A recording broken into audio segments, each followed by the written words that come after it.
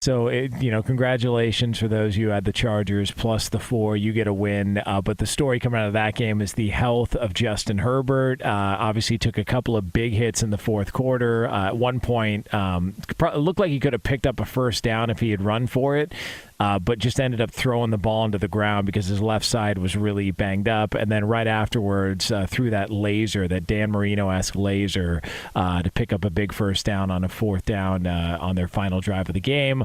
But his head coach, Brandon Staley, talked about his quarterback and his performance following last night's loss. It was a tough game, and you're not going to see a quarterback in any level of football play tougher and do more for their team and will their team to give him a chance than him. There's nobody that can do what he can do. Nobody. He showed a lot of guts. He showed us what he shows every day, that we're never out of the fight, and he brought us back and gave us a chance. It was just a tough NFL game, and he took some big hits. And none of those big hits had any impact on him bringing his team back like he always does. So that was Brandon Staley talking about Justin Herbert. He's going to have a week and a half before, obviously, or a little under a week and a half before the Chargers play again. So they're hoping that he'll be ready to go. We have no official word on the injury. But how difficult is it to throw a football if your ribs are that compromised like his were last night? Oh, it's awful, man. I mean, it's awful. Like I told you, I had to get shot up with Novocaine when I hurt mine. Just so you couldn't feel it for that 4-hour time span, because it affects your twisting, your torque, your power, all that stuff. And by the way, you're still going to get hit, and you're going to land on it from time to time. So it's just it's one of those injuries that you can't see it. It's but it's something that impacts your job in a big way. So it stinks, man. I mean, I remember it was just hard to sleep. Because if you're I can never sleep on my back. You obviously can't sleep on your stomach. You try to sleep on the side that the ribs are hurting, that ain't gonna work. And you gotta try to sleep on the other side. It's just it's a very, very nagging injury that stinks. It really does. I feel for him. Hey, that makes me think of, kind of on topic but off topic. How horrible is it to have someone else in your bed when you're an active football player? I mean, the amount of touch points of pain when you're an active player, bro, every other minute, like 2 a.m., 3 a.m., 4 a.m., please, listen there. The amount of, it's almost like if someone loves you or somebody's, keeping you company, it's almost like they can find the very pinpointed areas of horrible pain and cause you the most discomfort. And not to mention yourself. As you just mentioned, Q, you roll over the wrong way. You touch your arm, or you move your toe, or the blanket. Something as simple as just adjusting yourself in your blanket can send tremendous pain waves through your body, man. Just sitting there thinking about that, about trying to sleep with bad ribs. Try to sleep being a football player. It is painful at times. What was the worst injury to sleep through for either one of you guys? For me, it was my Achilles tendon. When that brought me to tears. It hurt so bad that I wasn't crying as in it was so much pain, it had tears coming out of my eyes. That was pain. That was some serious, excruciating pain, after the days and weeks after that surgery. Yeah, I mean, the ribs were the ones that just stunk because, you're still, functioning and playing, but you're getting shot up. You're taking, a drug cocktail just to feel better to get through it. Because I had a shoulder issue that I was dealing with that, I needed something to give it relief too. That one was nagging. I mean, ever since I've had back surgery, I've had to sleep a certain way. That just changed the way I sleep for the rest of my life. So that one probably stunk the worst. But to LaVar's point, lower extremity injuries stink. I remember when they were putting the screws and little plate things in my foot, in my left foot. Like after that surgery, I was like, oh God, this thing throbs. And it's because your body's got a foreign object inside of it, and it's trying to figure out what it wants to do. So I don't know. It's tough. Like I would say the back one, though, has changed how I'll sleep. Like, I am now a side sleeper. I can't sleep in my back, stomach, nothing the rest of my life. Is that ever going to be 100% your back, or is this you're No, I did a fusion. Jesus. I mean, I had a smaller procedure just so I could try to come back and play sooner because it was less invasive and less turnaround time on rehab. But I'll eventually need a fusion. The fusion limits your mobility, correct? They just lock it up. Joints. Yeah. You fuse it those makes two you shorter joints. too, doesn't it? It does. It shrinks you too. It decompresses your spine. So. Oh, listen. Or it compresses your spine, excuse me. Yeah, but thank God you're jacked, though. I mean, that's the hard part. It's like that's even going to change the way you go about working out too.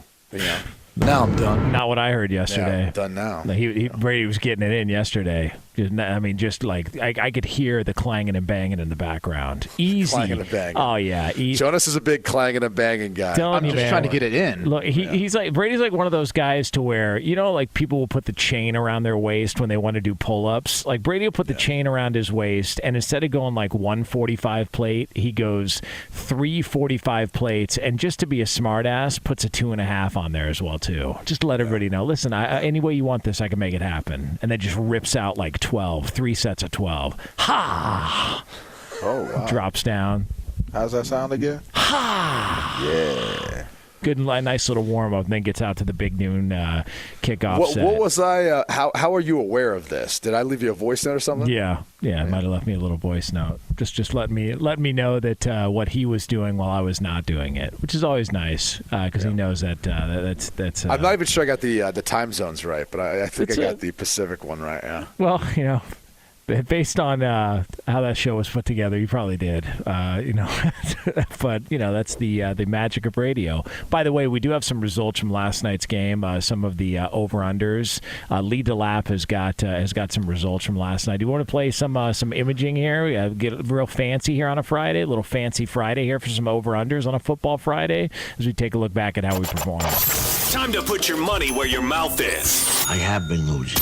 You're a lying, low-life gambling degenerate. It's over under. All right, Lee. So since it's fresh in everybody's mind, how did we perform last night? You want to go one by one here? What are we looking at? Yeah. We'll go down to each one here. We started with total points at 54, where LaVar was the only one that hit the under on that one. We had long. So hold on, LaVar gets credit and he's celebrated because he was negative. Brady and I were rooting for offense. LaVar takes a negative approach, and now we're going to celebrate him. I just took the sensible approach. You guys wanted offense. You're offensive guys. Like I get it.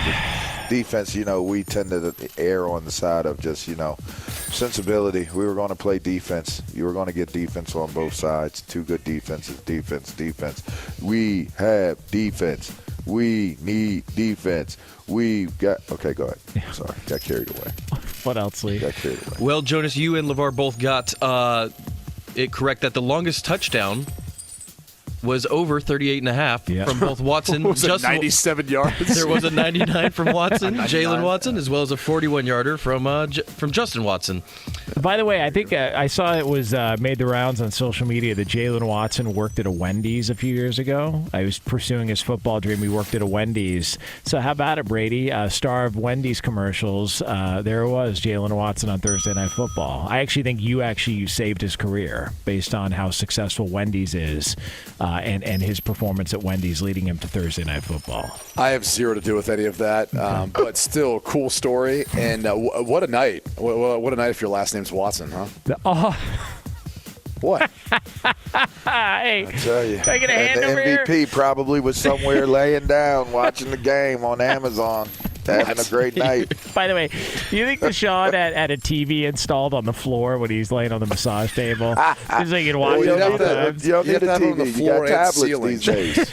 That is You true. have to have one on the It was on ceiling, Amazon. too. The floor and ceiling. That is true. And he probably spent more time on his back than his stomach. You only need a tablet. That is a good point. What else, Lee? Brady, you were right that Patrick Mahomes would hit the under on passing and rushing yards. We had it at 316.5. He only Negative. He had a negative rushing yard, actually. So, 234 on that one. And then Brady and LaVar, you guys both were right that Austin Eckler would hit the under at 95.5 rushing and receiving yards. He only got 94.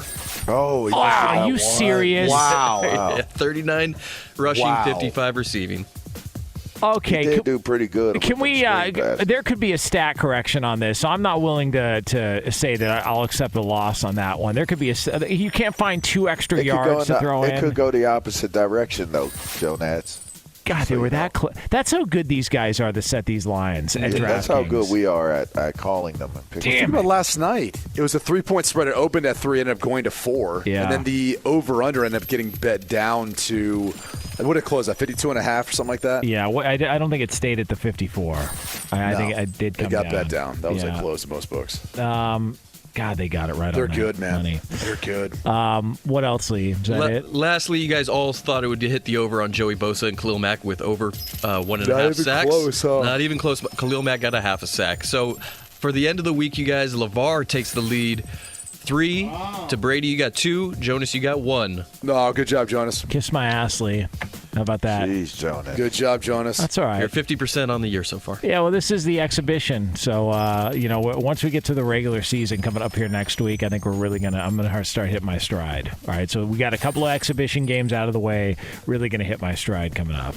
And don't blame me. Blame the streaming and Amazon. All right. I was just going to ask, Lee, did you or Roberto, you guys have any issues with the streaming?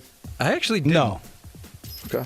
Yeah, but I didn't notice any glitches. I have high-speed internet, so no. Yeah, well, I just want to know, why was it on locally in Southern Because California? of the Chargers. That's why. Because Yeah, of their 'cause the local Chargers. team? Yeah. I think it was on locally in Kansas City as well. That's how they're doing it? Okay. Yeah, I mean, I think that's how the local affiliates work, for broadcasts at least. Here's the thing.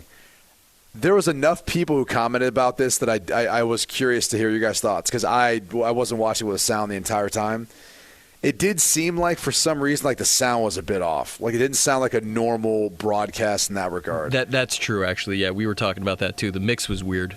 Yeah, which I think is a fixable thing. I don't think that's that difficult to do, but I also know nothing about it. I'm on TV and I hear them talk about it sometimes, so I feel like that is a fixable thing. We turned off the surround while we were watching it. Carissa Thompson seemed like there was some confusion during the halftime show to where they didn't really know when they were supposed to go and when they were supposed to transition to a certain topic. And she seemed like she was a little bit frustrated because she's one of the best there is as far as directing a studio show and kind of piecing it all together. And you could tell that there was some confusion with that. So I don't know if there were sound issues for everybody on the broadcast, but I thought Kirk Herbstreit got better as the game went on. Al Michaels is always solid. I'm happy for Herbstreit that he's getting this opportunity, man, because I think he's been underrated for a long time. I am too, man. I mean, look, he's one of the best in the business, and I think it just goes to show you, like, you work hard, hard work pays off. I mean, he has worked his tail off. Like I always try to explain to people, when I was in high school, I mean, I was meeting with him for like a weekly award for his radio show on ESPN Radio back then at a Flanagan's off Sawmill Road. Like that's how I got to know Kirk Herbstreit. And seeing his rapid ascent, which you kind of felt like it was rapid back then, but because it was in the last 20 years, it's cool. It's cool to see what he's been able to make of his career as a broadcaster and everything else. So pretty neat in my mind. And then the personal stuff he's gone through this offseason was terrible. So I'm glad he's in better health too.